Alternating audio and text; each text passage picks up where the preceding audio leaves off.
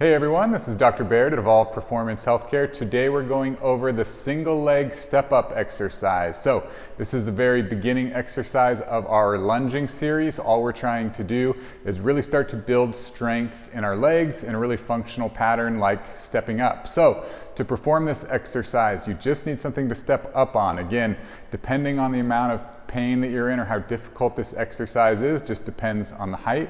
If you're feeling okay, you can do a 12-inch box, but what we're gonna start here is on a yoga block. So these are just about 4 inches here. So what we're gonna do is we're gonna stand on with one foot up on the yoga block, the other on the ground, and what we wanna do is really press up off of our foot that's on top of the block. A lot of times what people will do when they're favoring an injury because they have knee pain or hip pain or ankle pain is they'll try to toe off with your opposite foot here to climb a step.